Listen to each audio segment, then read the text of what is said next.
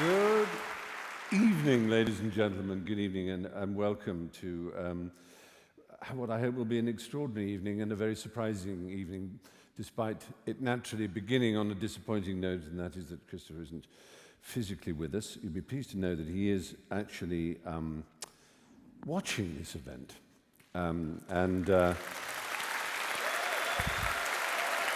He will be very pleased to hear that.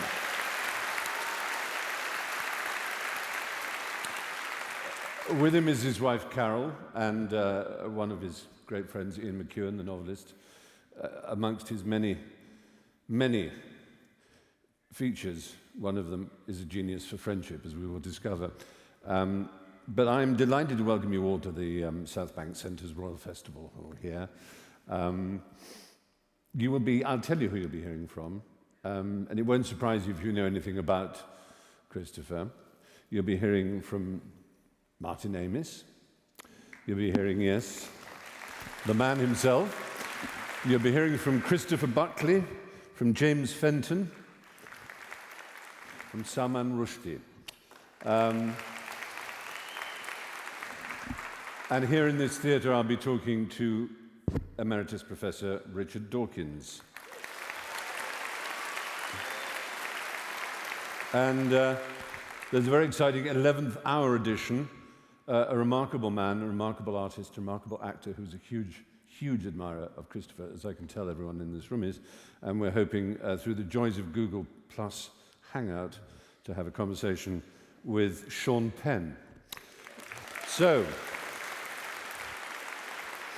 first of all, I've just got a few words to say about Christopher Eric Hitchens. Yes, his middle name really is Eric. Maybe a comic name to us now, but it's A was the name of his father, and B, of course, was the first name of a writer, polemicist, essayist, and political thinker on whom Christopher has written a book, and from whom he can rightly claim descendancy and influence. Eric Blair, whose pen name, of course, was George Orwell. You can call Christopher Hitch. You might call him the Hitch. You can address him as Mr. Hitchens or Christopher. But if you wish to emerge from his presence unscathed, don't even think of calling him Chris. I have to explain why it's me here, why it is I here, introducing this evening. An evening during which Christopher and I were scheduled to shoot The Breeze, him in Washington, D.C., and myself here. I can't claim to call him friend with anything like the depth of meaning that several of the people we're going to hear from this evening can, but I can at least claim the privilege of having debated with him by his side at Hay on Wye and here in London for Intelligence Squared. And I can claim, too, that we call each other Old Horse, like Stanley Ukridge, or Old Crumpet, like Barney Phipps or Ufi Prosser, for we share a love and a great passion for the works of P.G. Wodehouse, and such things form a bond. The first thing I want to disabuse you of is the notion that Christopher is an earnest and humorless, political and utterly sanctimonious figure, as he is sometimes painted. He has fought for all kinds of causes all his life. He has stood up against bullies. He has outraged those who assumed he was a natural ally. He has poured all his energies, talents, and enthusiasms in 1,000 directions, but always with wit, with panache, with a sumptuously exquisite use of language, with a deep understanding that the connection between style and substance is absolute. A true thing, badly expressed, is a lie. Christopher has opened up debate, given voice to ideas and causes that without his talents would have been less ventilated and less understood. He has done so from a position of learning and understanding that earns the accolade, no matter how unloved and forlorn it is in Anglo-Saxon nations, of intellectual. Like me, he's Jewish on his mother's side, the side that counts. Like me, he's busy and productive, but unlike me, he is not a cheap whore. Well, I thank you for that applause. I say that, I'm actually quite an expensive whore, and I like to think I'm a good whore, because I kiss. But I am way out of Christopher's major league. Almost everybody is. It's no accident that the great associations in his life, of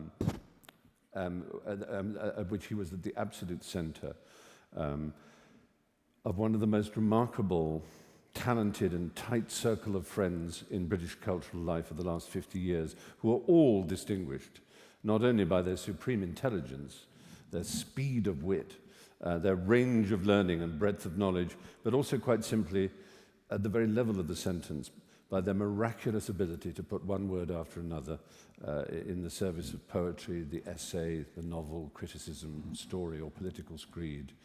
Certainly he was a committed traveller, protester, pamphleteer, propagandist for the far left, a Trotskyist, an international brigadier of the old school, travelling from Cyprus to Cambodia, from Cuba to Paris, a 68ard, an old-fashioned hard-left Bolshevik dissident and dissenter. Yet somehow, Christopher has emerged, I won't say as the most important member of that group, but that would be a meaninglessly cheap and pointless thing to say, but as a very, very surprisingly influential and important figure of our times. He has become, in the words of Willie Loman, someone of account. He's torn into sacred cows like Mother Teresa and Princess Diana. He's horrified many of his apparently natural liberal left allies with his attacks on Clinton, his fervent support for the war in Iraq, and he's risen to the top of many little black books of revenge thanks to his bravura attacks on religionists, spiritual snake oil salesmen, established churches. But risen he certainly has, to a point of fame, adulation, and attention that I think has surprised no one more than himself. So what we're here, perhaps most of all, to celebrate is that someone in this cultural desert of celebrity worship, counter-enlightenment malice, and revealed scripture tyranny, someone has shown that there is still, in this world, especially amongst the intelligent and curious young, a furious appetite for ideas, for knowledge, for thought, and for the questioning of authority, for being, in a word from one of his best books, a contrarian. In that sense, Christopher Hitchens can rightly be described as a hero, not of the left or of the neocon right, not of libertarianism or of liberal humanism, but a hero of the mind. Well, he's certainly my hero, and thanks to technology, we will now be able to hear, I very much hope, we'll be able to hear from others who admire him too. And so I'm going to go and sit in that chair there and pray that the might of Google has allowed a miracle to take place. So watch me pace.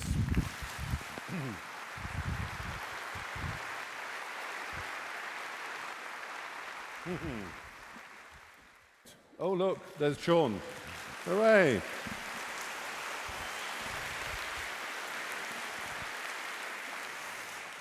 Sean Penn, welcome, and thank you very much for joining us. Can you hear clearly? Thank you. Yes, I hear you fine. Fantastic. I know it's morning in Los Angeles where you are, and as you know, it's evening and the night is closing in London. And I know you admire Christopher Hitchens enormously, and there are many, many reasons why one might. And I believe that one of the reasons you admire him is for the extraordinary, if you like, ferocity and ultimately validated truth of his attack on one of the most powerful men in American history, and that is Henry Kissinger. Is that how you first came across Christopher, as a polemicist who attacked Kissinger? Yes, it was his book, The Trials of Henry Kissinger, that really focused my attention on his work, and then followed also by a kind of the magnificence of his language is of, I think, particular inspiration to those of us in America who have undervalued it. And then the clarity of his thought, I think, made him a particularly sharp knife in the cutting of Kissinger, who I think the original title of the book in Chris's mind was Henry, Portrait of a Serial Killer, but that was not appreciated by publishers. But I think what Kissinger was confronted with Christopher Hitchens was somebody who was not distracted by the intelligence of Kissinger or his articulation, because Chris could more than match it and had a clarity of a kind of pure and unencumbered morality that saw what Kissinger's motivations were in a way that was unequivocal. Yes. And of course, Kissinger attempted to sue Christopher, didn't he? And that turned out, we are so pleased to see you smoking, by the way. It is, it's a magnificent sight. It would be far less shocking to most audiences if you took your penis out on stage. So congratulations for doing that. And Christopher is more than a rhetorician. He does have to do that thing, and this is one of the reasons I admire him. He has to do that thing called work, where you actually have to find out facts. You have to rootle around, and you have to get them right, because the cost of getting them wrong is enormous, especially in America. It's a lawsuit. It's a lawsuit that can ruin you. And the side of Christopher that perhaps people don't understand, because it's the side they naturally never see, they see the famous, slightly shambling drinker and smoker who adorned so many platforms and made so many debates and was so extraordinary in his ability to speak perfectly without notes. Was so absolutely unbeatable in debate, possibly the greatest debater since Demosthenes. And what they don't see is the man alone in his library, or the man chasing sources, the man making sure that every word he writes is not only beautifully written, but is beautifully researched. And that is why books like the Kissinger book still bear reading time and time again, because they're kind of unarguable. Amongst the causes for which he is known, there is one, perhaps, which springs most readily to people's lips. And that is, if you like, he noticed, before many of us did, that the tide of the Enlightenment was being rolled back quite deliberately. And so he is very well known for, amongst other things, his extraordinary book, God is Not Great, How Religion Poisons Everything. And perhaps the best known, even better known than Christopher for such a thing, is the Emeritus Professor for the Understanding of Science from Oxford University, who, let us not forget it, is one of the great evolutionary biologists of his day. And I'm about to introduce him on stage now, Professor Richard Dawkins, ladies and gentlemen.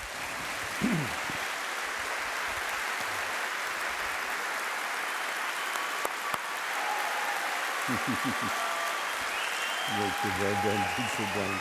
Hello.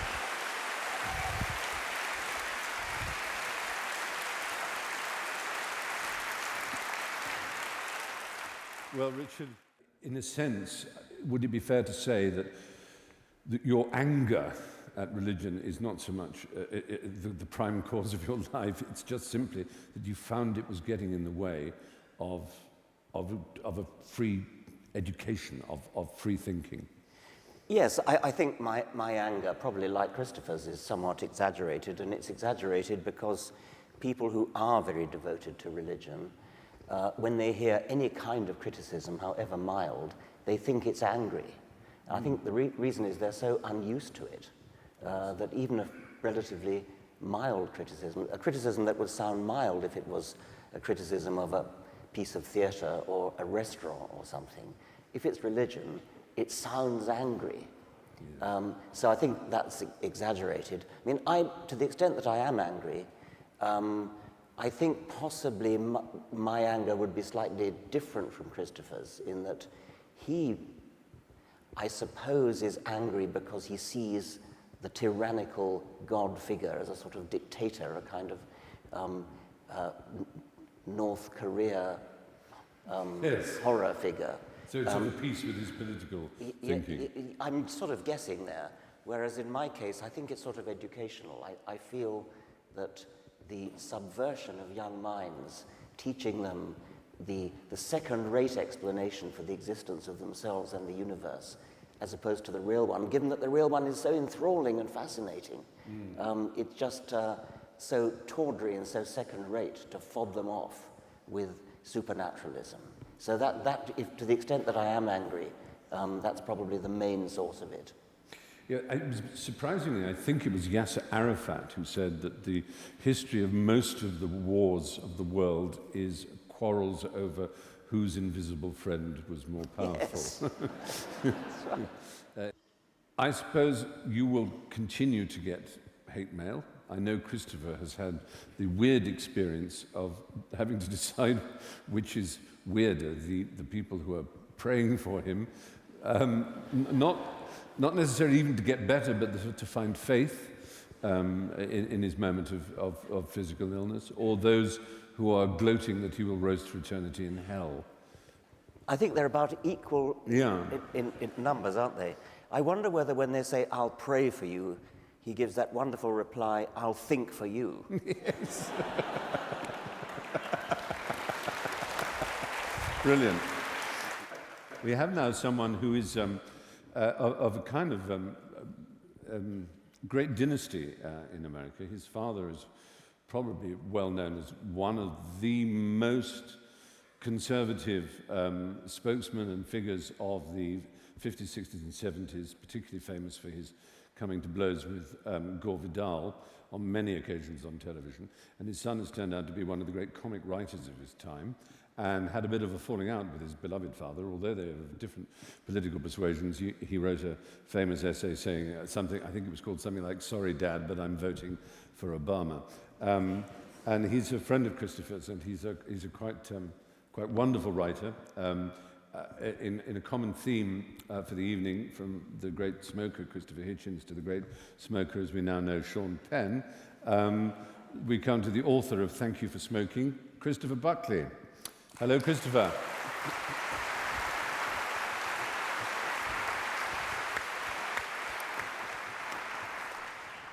How are you?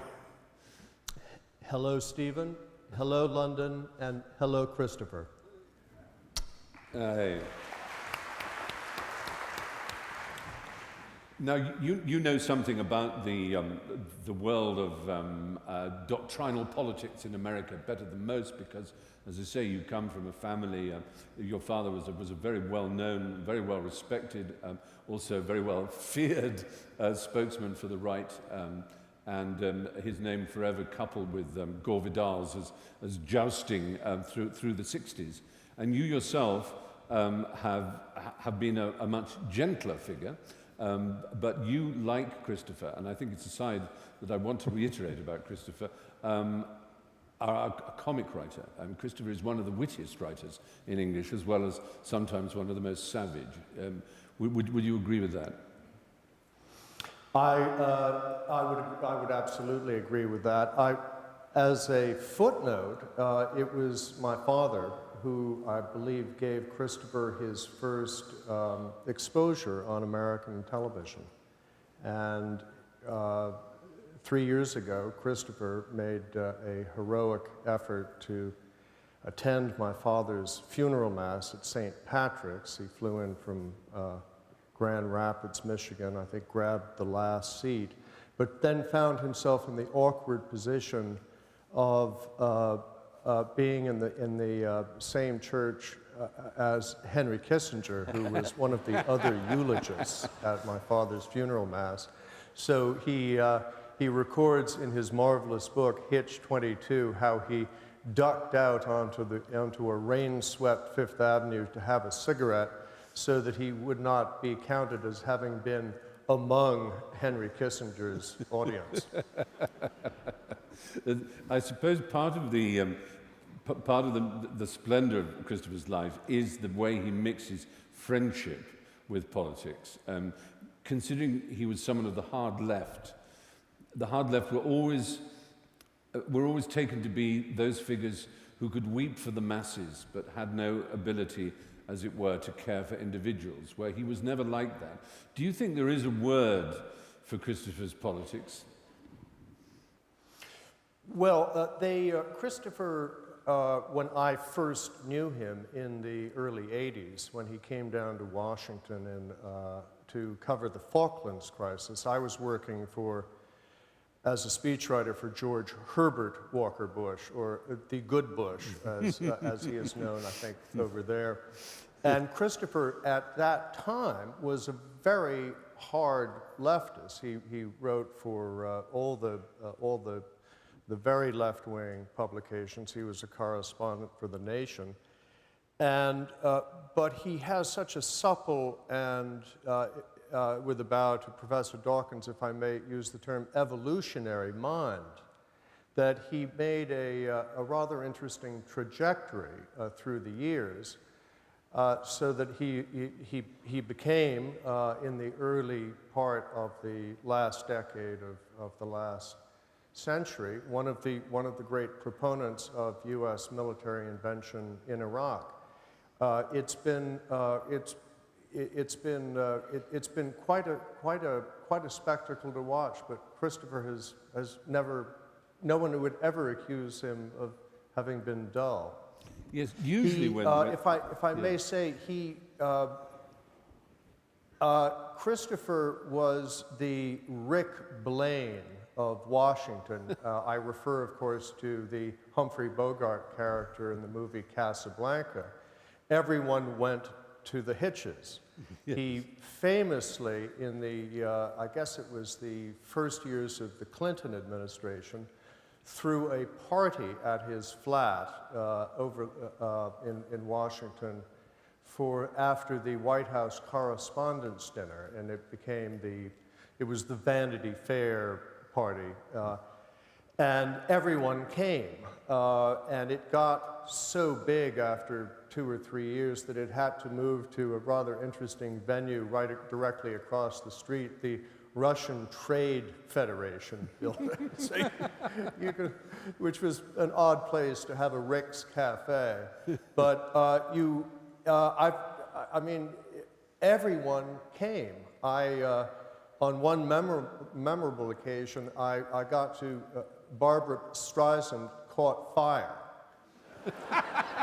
Quite literally, by standing a little bit too close to a candle, and she really, the world was on the verge of losing Barbara Streisand. Miss Streisand's politics and my own are very divergent, or perhaps discrepant, to use a Hitchensian word. But I was one of the first responders in the Barbara Streisand self-immolation. So that's my little footnote in history. We have many other reasons to thank you, Christopher, but it's been extremely enjoyable. And thank you for taking the time. And bless you. And bye-bye. Thank you very much. Thank you.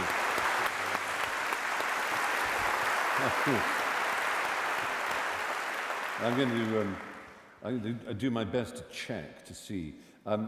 Without giving away too many secrets, you know how technically advanced Christopher and his wife are by the fact that they both have an AOL address.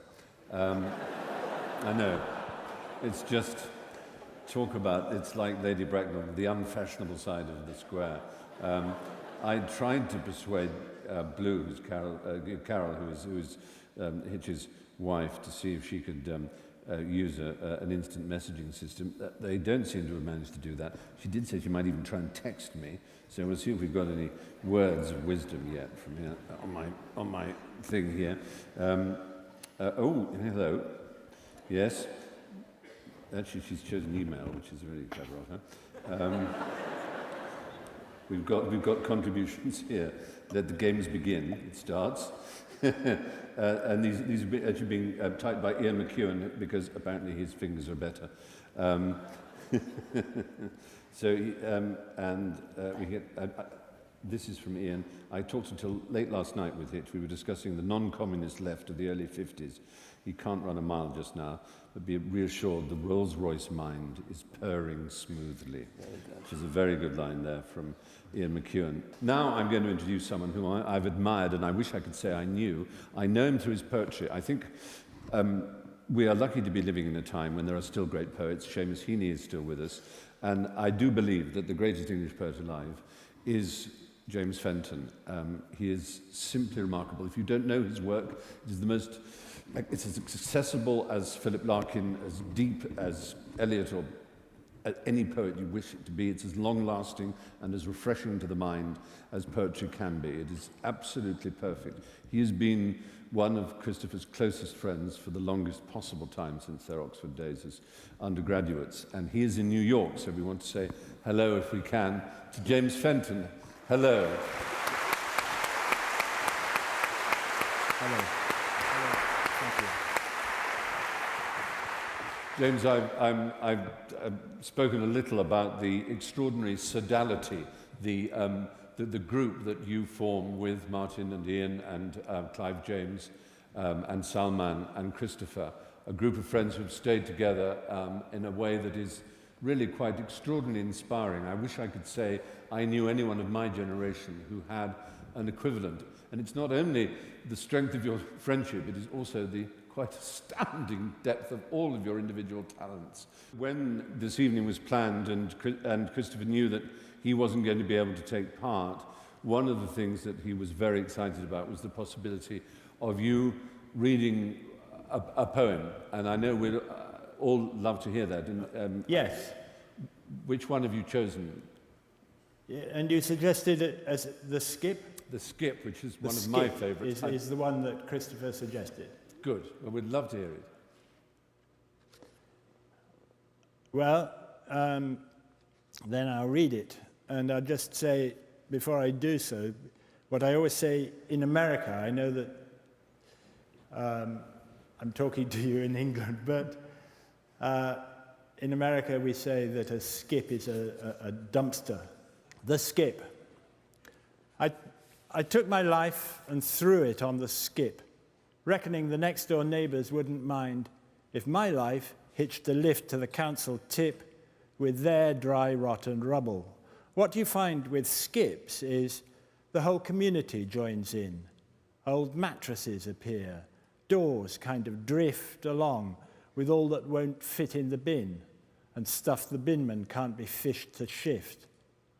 I threw away my life, and there it lay, and grew quite sodden. What a dreadful shame, clucked some old bag and sucked her teeth. The way the young these days, no values, me I blame. But I blamed no one. Quality control had loused it up, and that was that. Enough said. I couldn't stick at home. I took a stroll and passed the skip and left my life for dead. Without my life, the beer was just as foul, the landlord still as filthy as his wife. The chicken in the basket was an owl, and no one said, Jim lad, where's the life? Well, I got back that night, the worse for wear, but still just capable of single vision. Looked in the skip, my life, it wasn't there. Some bug had nicked it without my permission. Okay, so I got angry and began to shout and woke the street. Okay. And I was sick all down the neighbour's van. And I disgraced myself on the parquet. And then, you know how, if you've had a few, you wake at dawn all healthy like sea breezes, raring to go and thinking, clever you got away with it. And then, oh, Jesus, it hits you. Well, that morning, just at 6, I woke, got up, and looked down at the skip. There lay my life, still sodden on the bricks. There lay my poor old life, arse over tip. Or was it mine? Still dressed, I went downstairs and took a long, cool look. The truth was dawning. Someone had just exchanged my life for theirs. Poor fool, I thought. I should have left a warning. Some bastard saw my life and thought it nicer than what he'd had. Yet what he'd had seemed fine. He never caught his fingers in the slicer the way I'd managed with that life of mine. His life lay glistening in the rain, neglected, but still a decent and authentic life. Some people I can think of, I reflected, would take that thing as soon as you'd say knife. It seemed a shame to miss a chance like that. I brought the life in, dried it by the stove. It looked so fetching, stretched out on the mat. I tried it on. It fitted, like a glove. And now, when some local bat drops off the twig, and new folk take the house and pull up floors and knock down walls and hire some kind of big container, say a skip, for their old doors, I'll watch it like a hawk, and every day I'll make at least, half a dozen trips. I've furnished an existence in that way. You'd not believe the things you find on skips. Thank you so much. Thank you. Thank you very much, James Fenton. The wonderful James Fenton, ladies and gentlemen. Thank you very much, James. Thank you. Now, the person we're next going to speak to is, in my opinion, aside from being a really great writer, I think his place in Christopher's life may be an explanation for some of the ways that Christopher's politics changed. And that is the man he defended so brilliantly when, quite equally shamefully, so many on the left refused to come forward and defend him. And that is the man who for years had to hide with the threat of death on him for writing a book which, if you haven't gone back to reread it, is a marvelous, marvelous novel. He continues to write marvelous novels. He continues to be the one and only Salman Rushdie. Hello, Salman. Hello, Stephen. Hello, Richard. And hello, Christopher. It's wonderful to see you here. There's not making this an Oxford and Cambridge fight, because, of course, Christopher was both, having gone to school in Cambridge and then university in Oxford. But there's a Cambridge tradition which is very mocked by the hard left, which might be said to be represented by the philosopher G.E. Moore and by the Bloomsbury Group, and in particular by the writer E.M. Forster, and that is the cult of personal relations. And there's a famous line of Forster's, which is, if it came to a choice between betraying my friend or betraying my country, I hope I would have the guts to betray my country. And that, if you like, was the starting point of that cult of personal relations, as you know. And I've often wondered that if the Satanic Verses had been written by someone who wasn't an incredibly close friend of Christopher, do you think he would have been activated in quite the way he was? In other words, was your friendship a part of a proof that he wasn't all hard left, that there was a part of him that was also just a little bit Bloomsbury? You know, I think probably he'd have reacted exactly the same way, because I think what got up his nose was the idea that an aged prelate in an antique land could sentence to death a writer across the world for the crime of writing a book. I think it just was something he couldn't countenance. But I do think that what happened then was that his friendship with me drove him to become the most extraordinary ally and helper in those hard times. I remember when, after many years or a very long period of effort, we managed to arrange, partly with Christopher's help, a meeting with President Clinton. I actually was staying at Christopher's house, left from Christopher's house to go to the meeting, which was on the day before Thanksgiving. And on the day before Thanksgiving, the President of the United States always has to ceremonially pardon a turkey. One turkey. Tom the turkey is pardoned, all the others are killed. And I was going to be seeing Clinton immediately before the pardoning of the turkey, and so we imagined the possible headline of the newspapers the next day, which was that Clinton pardons turkey, Rushdie gets stuffed. However, as it happens, the meeting was quite successful. And I remembered that George Stephanopoulos, then an aide of Clinton's, who had been very helpful, was so excited when the meeting took place that he called Christopher at his house and said, "The eagle has landed." And So Christopher was very, very much at the heart of that struggle. And I've been grateful to him is understating what I feel. And also, his fury was not just towards, as you rightly say, an aging cleric in an antique land, but also towards quite a startling number of writers in Britain and America who were very lax in coming forward in what seems to me so clear-cut a case. There were people who said, "Oh, I've read the book and don't think it's very good," as if that might be a reason why you should be killed. There were others who said that because you were yourself of a left inclination, it was an outrage that the police should defend you. And I think it was as much his fury at the lack of defense from others as from the fatwa itself. Is that a fair analysis?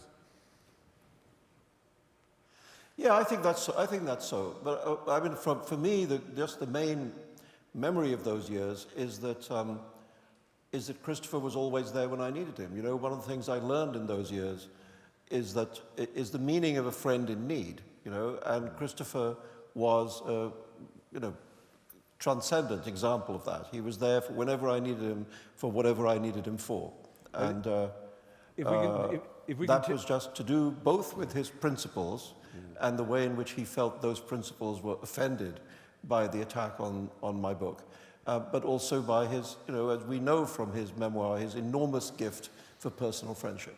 Exactly, and I was going to return to his memoir, Hitch 22. When he first, as it were, introduces you, it might come as a surprise to those who don't have the privilege of knowing you, that almost the first thing that impressed him about you was your facility with words and the fun and games you had with words. Can you take us through some of your particular games that you used to play? Well, Christopher, is a very funny man, and we did invent one or two sort of ridiculous word games. Well, perhaps the one I could share with you is the one about titles that don't quite make it. And examples of this would be A Farewell to Weapons, or For Whom the Bell Rings, or Mr. Zhivago, To Kill a Hummingbird, the catcher in the wheat, Melville's great masterpiece, Toby Dick, etc.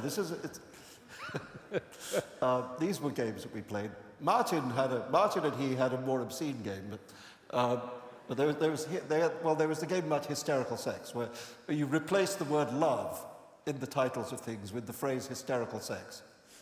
That gives you hysterical sex in the time of cholera. Hysterical sex is a many splendid thing. All you need is hysterical sex. And so on. These were the absolutely wonderful. These were the silly games we played. Thank you, Salman Rushdie. Thank you so much. So well. Thank you. Well, there you are, you see.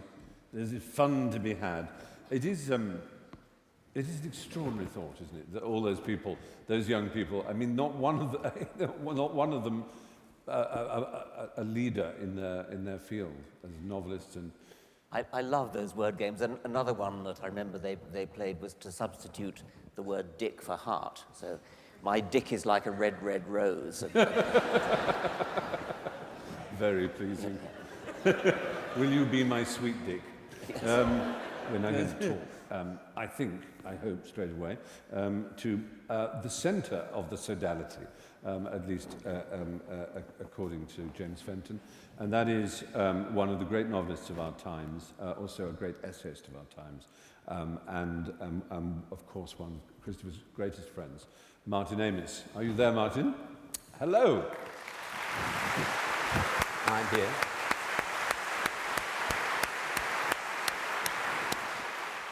You stayed friends throughout a long period of history, and in which you all became such extraordinarily successful people, and that just 2 years ago, there was an exhibition of photographs, because you were engaged for a few years to Angela Gorgas, the photographer, who was a friend of you all, I think. We've got some of the pictures from the National Portrait Gallery exhibition here. Here is one with Angela and Hitch. In this photograph, we see Angela Gorgas living up to her nickname of Gorgeous, and Christopher too, looking handsomer than any man has the right to be, with a baguette in his top pocket instead of a fountain pen. The next picture is called Hitch, and is a portrait, I think. And there he is absurdly handsome, and the hair on his chest is actually grown up to his throat now. And you could have a long lunch with Hitch, which would turn into a long dinner. And then as you went to bed at 4 o'clock in the morning, reconciled to a hangover that would last a half a week, you'd wake up and with a groan 12 hours later and find that Hitch had written 2 3,000-word pieces about John Locke and John Stuart Mill. This was one of the most galling things about him.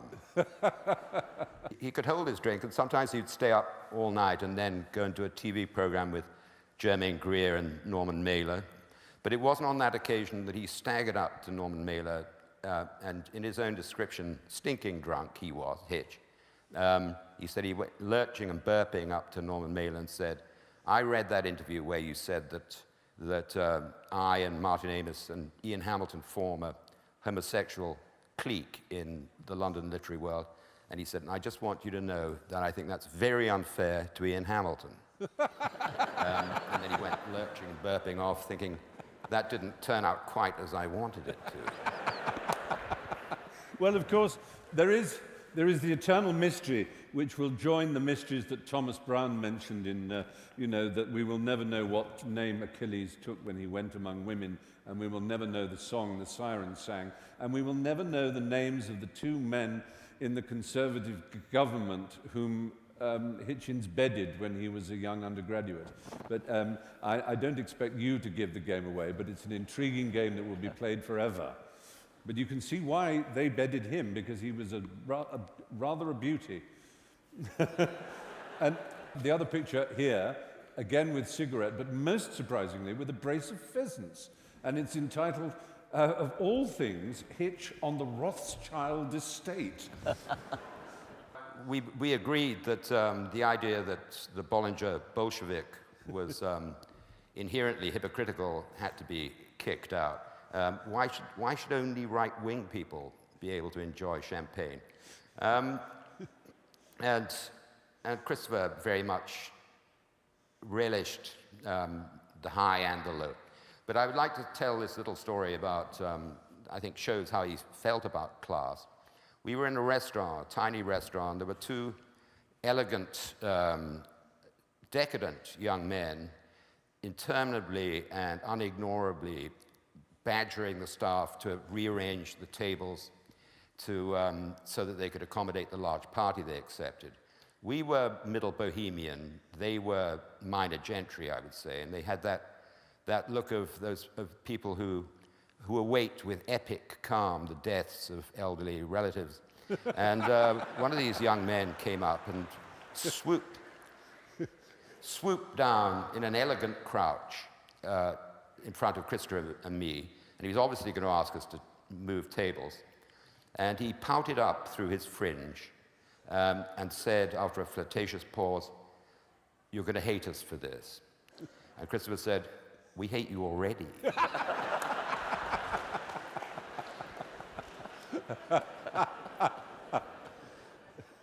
It's wonderful of you to have joined us. Martin Amis, thank you very much indeed. Thank you. Magnificent.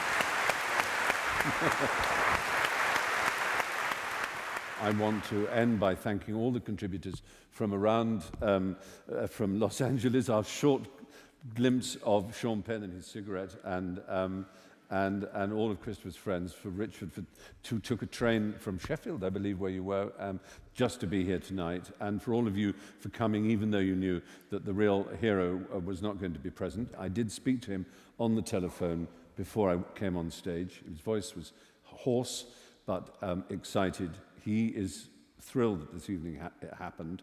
And I know that on behalf of him and his wife, he would want me to thank you all very warmly for coming and for allowing us to have, it's not really the kind of thing I do very well, this kind of television presentation and speaking to delayed satellites, but you've all been unbelievably kind and supportive. And thank you very much indeed, is all I can say on behalf of us all. Thank you.